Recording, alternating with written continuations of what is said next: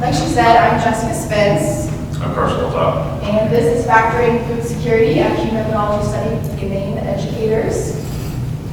Fantastic. Let's dive in. So this methodology is probably, it's definitely not new, right? It's not novel, but for some of you it might be sort of new. And so we'll give you a little bit of background about what drove us to use this particular methodology, and then we're going to walk you through step by step in using this for some of you that might not be familiar. And I think you'll see that it's a really, really powerful tool, especially when looking at educator personas. And so we did this study in particular with educators from Ghana. And so the Ghanaian economy, it's improving, but it still needs a little bit more of a boost. And what we've identified is that we can do this through educating youth. And teachers can make a big impact and a difference on these students. And they're going to be the next people that are entering the labor force. But we have to understand the teachers in order to understand how to best serve the students. So we had two objectives for this. One, we wanted to see, okay, well, what are these educators' priorities for food security? Because that's a pretty pressing issue. And what we found is that leads into a lot of the other pieces of the economy in Ghana. And objective number two is we want to extract these viewpoints and be able to give them basically a group, what you can kind of think of as a academic version of like a BuzzFeed quiz. So if you that have taken a BuzzFeed quiz and you get this persona at the end, this is a really nice, rigorous academic version of that, to be able to describe these in detail, be able to move forward with, in particular, professional development opportunities. So we use the Q method for this. I'll hand this off to Jess. I think you'll find this pretty fascinating. Yes, so what is Q method? It's not quantitative, it's not qualitative, it's both, but it's also not mixed methods. Don't ask me, I didn't make the rules, but essentially it analyzes people by operationalizing their subjectivity. So using things like someone's experiences, their opinions, their feelings on a subject in a quantitative manner.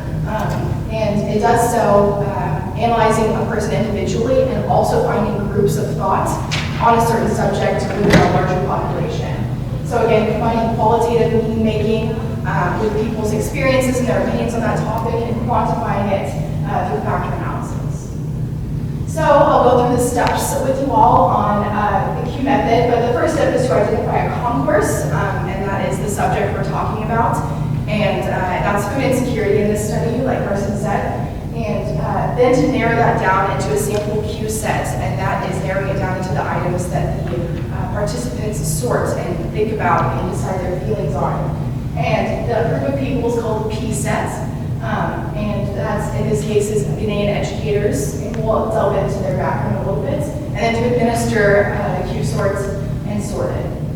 So starting off with the concourse, again, we are talking about food insecurity here, so we started off with the literature, a panel of experts, as well as looking at USAID Global Food Security Agenda, Feed the Future Learning Agenda, and UN Goals for Sustainable Development. And that obviously, that's a lot of information, and you narrow that down into a Q set. And so just through constant comparative method, narrowing down like concepts in food insecurity, with one's like the other, narrow that down into a lesser amount of topics, and we end up with 36 items for the Q set. And these are the 36, so things like access to nutritious food, zero loss of waste of food, empowering small farmers. I won't read the rest of them, but if you're interested and looking for their Q sets, let me know afterward or check out our own abstract. And the P sets, so we worked with 31 Ghanaian educators from senior high school and junior high school levels at 11 different schools, multiple educators from schools. And they were teaching across multiple disciplines, some strictly agriculture, no senior high classes, science, English, Ghanaian language, religious courses, mathematics, social studies. They were all chosen for their interest in agriculture, and each of their schools have a 4-H program that is aiming at enhancing students' education in agriculture.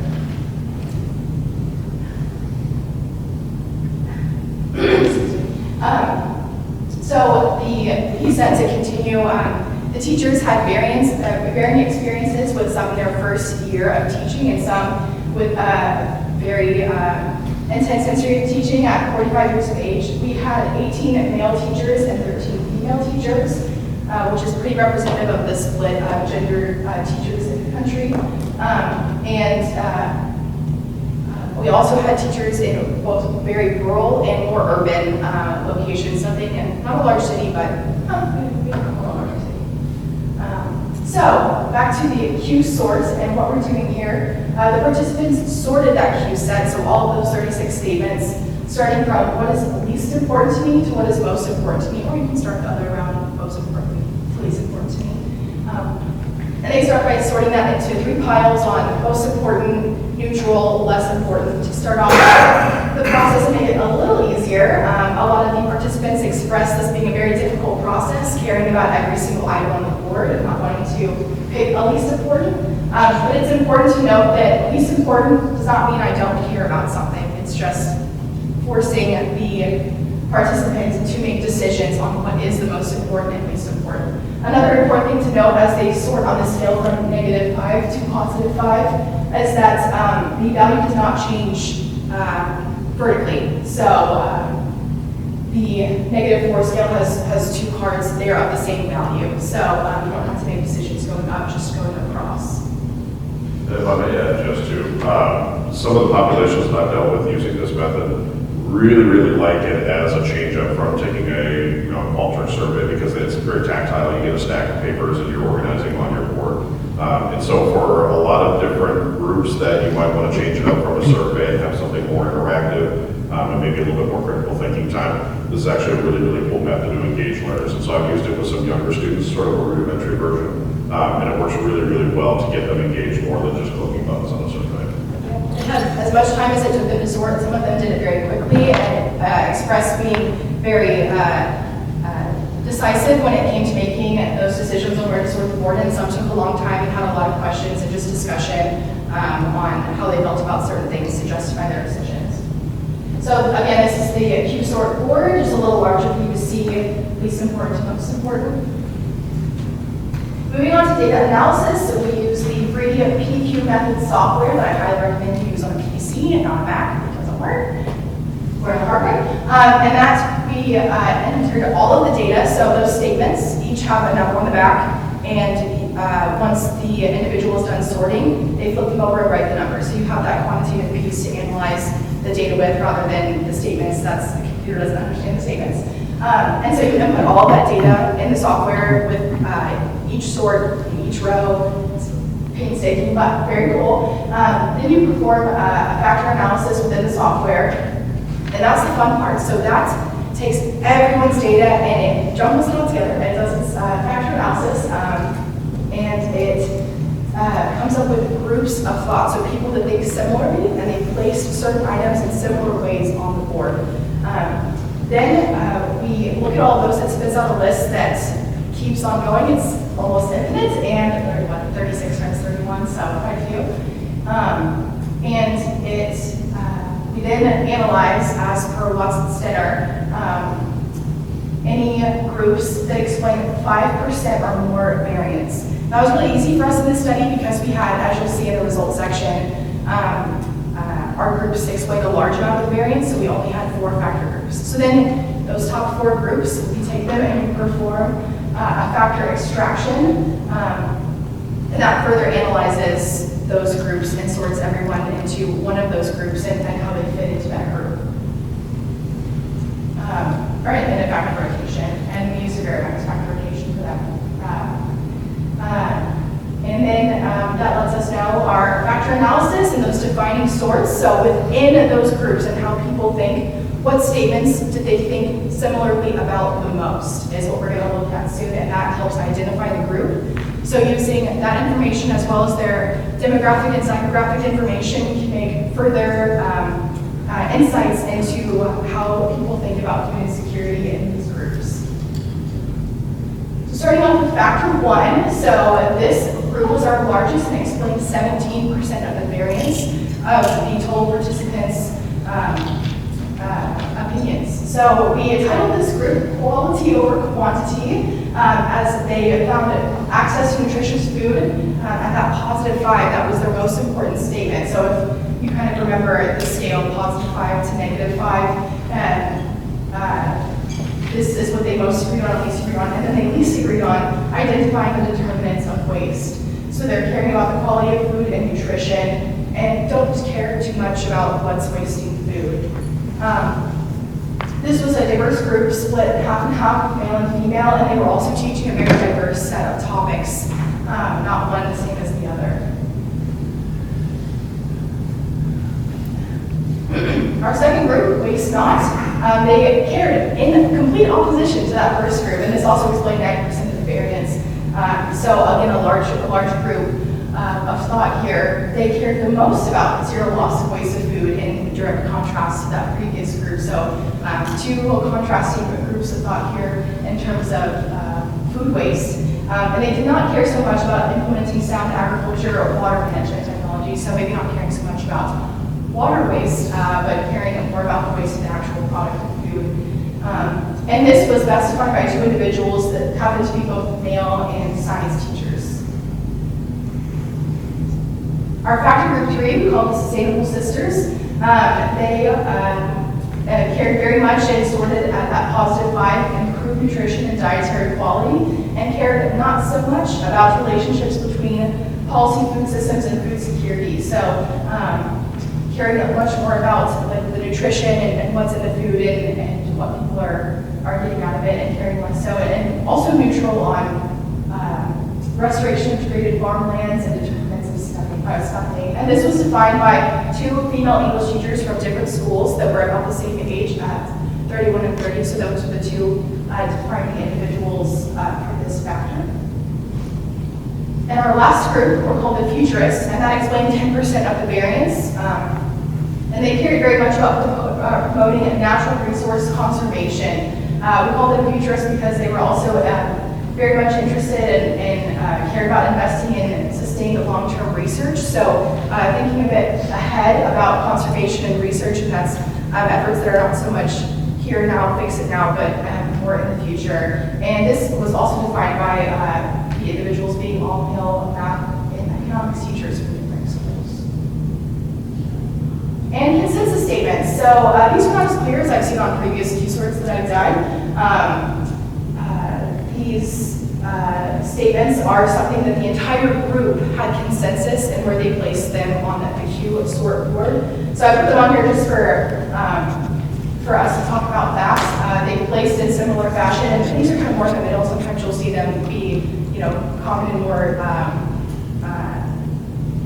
further apart, more divisive spaces on the board. But improved irrigation systems, everyone seemed to place around a 2 or a 3. So I put it at 2.5. Sustainability and increasing agricultural production was about neutral at a positive 1. Drug nutrition specific interventions and services was leaning slightly negative, as well as reducing and managing the impacts of abiotic and biotic.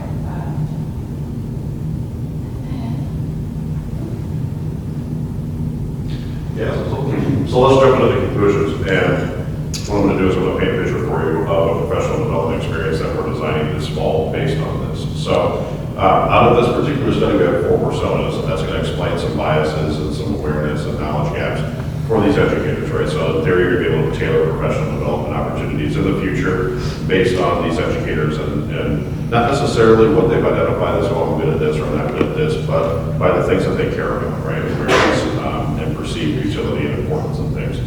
So this fall, we are going to do this on the first day. And any of you that are familiar with the World Food Prize, we have a program called Global Guides that happens during World Food Prize. So we're going to have these educators take this survey on the very first day, and then by the last day of their Professional Development Institute, we're going to actually tailor those programs to these personas. And so we're going to have these breakout groups on the last day that we're going to tailor some of that content to. And so, there might be 5, there might be 6, there might be 3 personas that come out of that particular group. But we're going to have these opportunities tailored to them based on what they've identified as their wants, needs, and aspirations. So I think we see this as a very powerful tool moving forward to be able to work with educators in any context, whether it be in Ghana or the U.S., to be able to identify what they perceive as important, what they perceive as some of these issues that they might want more professional development on. So once again, we have these priority intersections in this particular group. A lot of times the educators are going to care about everything, so it's a little bit harder with this group as opposed to having somebody take this survey at private industry. But teachers matter, obviously, they're going to say that. But what we see is we see a potential for opportunity to change for students based on identifying these priorities of the educators. So it's kind of that trickle down effect. And once again, training professional development opportunities, that's going to be a big recommendation from this.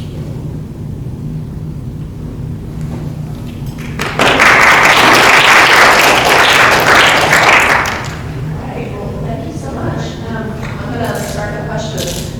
Hopefully you'll have a few, obviously, as well. But what was the appeal behind, because they heard of you sort, I haven't heard a lot about the methodology, so what was the appeal behind this? You told us the purpose, but ultimately, we'll talk a little bit about that.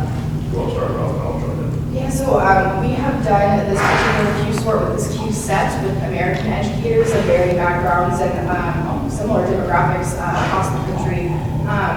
And it was an interesting opportunity to look at how Ghanaian educators think. We haven't done any comparative analysis between the two, but it's a really great opportunity. First of all, really great positive feedback whenever participants are doing Q-Sort. It's really great to have those discussions while it's happening and stretch that thought around a sensitive, difficult topic. And also, not only was it an opportunity, but living and working in Ghana, the food insecurity there is very tangible and palpable, and so to work and discover groups of thought among teachers who are working closely with, and they are teaching and educating the future of Ghana, as well as agriculture being intertwined and ingrained in life in Ghana, I think much more than we see in the U.S. So those science and math teachers have more commonly are speaking about agriculture than I would say they are in the U.S. So those are some great reasons to have done this time early. And I think on the data crunching end, the reason why you use this tool, it's pretty labor intensive for that window of 3 to 4 hours when you're crunching the data. It can be pretty frustrating. Just not trying to work for Ghana, me in the U.S., going back and forth on Zoom with these numbers was tough. But what's cool is if something's wrong with the numbers in the program, it gives you a red flag and lets you know that something's off and you have to go back through and redo it. So there's no sort of getting to the end and looking at the numbers and saying, I kind of think these are right, maybe this is good. It lets you know whether or not it's good or not, and then you get to the end of these personas and that's it. So it's kind of hard at first, but once you figure it out, it's actually almost a foolproof method for being able to analyze data. All right, questions? Yes. So you mentioned that you have like some different resources regarding food security, and that they express like so it's hard to rate some least important. Did you notice though that because of this, like some individuals like felt certain items were missing from food security that maybe they brought up that obviously weren't on the list, or just because of culture from Ghana? That's a really good question. No one brought that up. I think a larger challenge is more so items on the list that are maybe someone has not heard a word on that list before, and so that's a challenge, and that's why our researcher is trying to explain those things, but that doesn't mean that necessarily makes sense or is pertinent in specifically a Ghanaian context. But I didn't hear anyone say that they thought something was missing. That's a great question. No, mine was very similar to that. How did you explain some of those topics that were more, higher level or needed? Yeah, starting off with more of like a dictionary definition of the words and then trying to give them examples of that contextually and then specifically in a Ghanaian context was the best way to try to explain some of the words that were maybe challenging. But that wasn't also as big as an issue as you might think. I think I had to clarify 2 or 3 times with different teachers on a singular item. I think that's something I would add on to that. So if you were going to take this back home and use it with your own populations in your context, you use your concourse that you build in order to make the Q set. And so, yeah, that can be tailored, and then you can probably explain a little bit more on like the big group of people that, review this concourse. But it's kind of like you would have a panel of experts for anything else, and they're going to take a look at that concourse, sift out those topics, and build it. So it's kind of cool as you can customize this to your population. And you can reword things, you're taking down this larger concept and making it into like an easy printable thing, but you can change words to make it make more sense for your audience or your participants. All right. All right, we have time for one more question. I'll go again from the other one. Did you notice?